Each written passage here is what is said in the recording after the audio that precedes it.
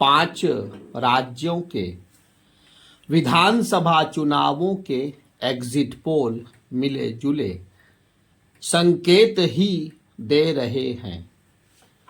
रविवार को नतीजे भी आ जाएंगे और तस्वीर पूरी तरह साफ हो जाएगी। इन चुनावों के परिणाम चाहे जो रहें, लेकिन ये भारतीय राजनीति के इतिहास में रेवड़ियों की बारिश वाले चुनाव के रूप में याद रखे जाएंगे। किसी भी दल ने मुफ्तखोरी वाली योजनाओं की पेशकश करने में कोई संकोच नहीं किया। राजनीतिक दलों ने ये घोषणाएं करते हुए सरकारी खजाने की कोई चिंता भी नहीं की। इन चुनावों में चुनावी लोकलुभावन वाद एक अलग ही स्तर पर पहुंच गया। मुफ्तखोरी वाली योजनाओं के देश की आर्थिकी पर गहरे दुष्प्रभाव होंगे। इसके बावजूद इस रुझान पर विराम लगाने का साहस राजनीतिक दल नहीं कर पा रहे हैं। इस चलन पर कोई रोक लगाने के मामले में चुनाव आयोग के हाथ भी बंधे हुए हैं। ऐसे में आखिरी उम्मीद उच्चतम न्यायालय से है, जिसके समक्ष चुनावी रेवड़ियों को रोकने से जुड़ी 2 याचिकाएं विचाराधीन हैं। चुनावी रेवड़ियों को लेकर राजस्थान में अशोक गहलोत सरकार ने काफी पहले ही सरकारी खजाने का मुंह खोल दिया था। गहलोत ने चुनावों में भी मतदाताओं को 7 गारंटियां दी। इनमें गृह लक्ष्मी योजना के अंतर्गत परिवार की मुखिया महिला को सालाना 10,000 रुपए की राशि, 1 करोड़ परिवारों को 500 रुपए में LPG सिलेंडर, सरकारी कॉलेजों के विद्यार्थियों को लैपटॉप या टैबलेट, प्राकृतिक आपदा से हुई क्षति में प्रति परिवार को 15 लाख रुपए का बीमा, अंग्रेजी माध्यम के स्कूलों में शिक्षा और चिरंजीवी स्वास्थ्य बीमा का दायरा 25 लाख रुपए से बढ़ाकर 50 लाख करना। गहलोत के इस दाम की भाजपा ने अपने हिसाब से काट निकाली।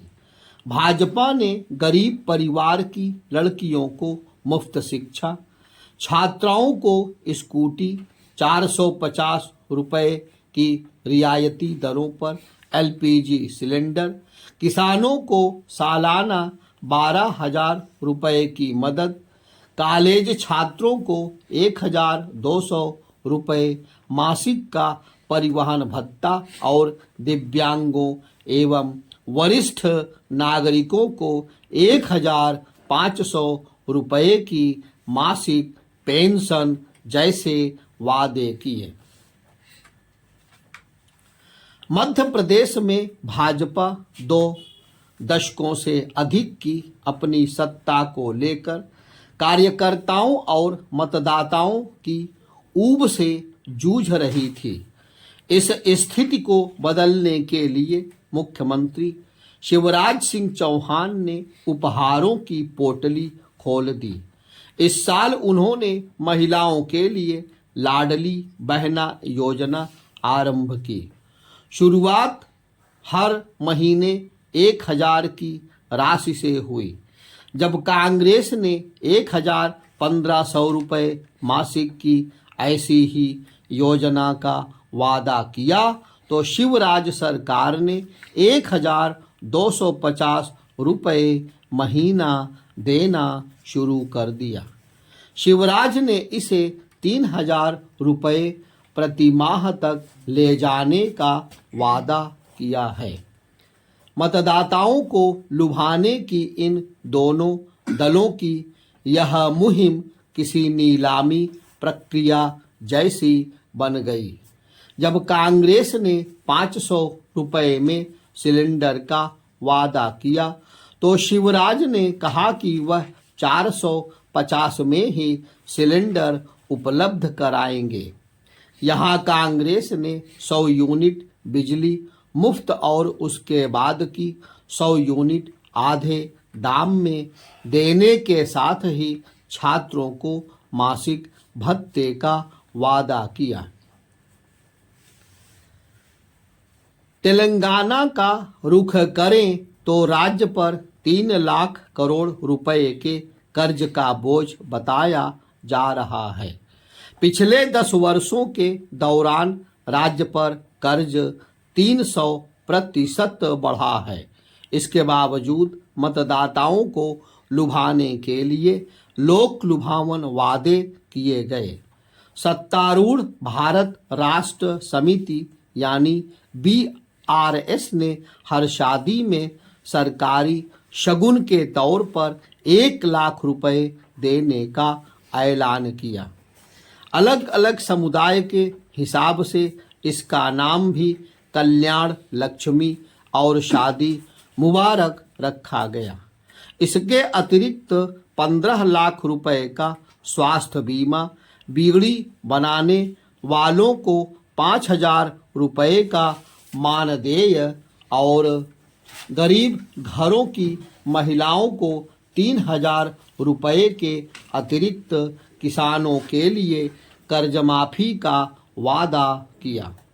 BRS को मात देने के लिए कांग्रेस ने भी कोई कोर कसर शेष नहीं रखी।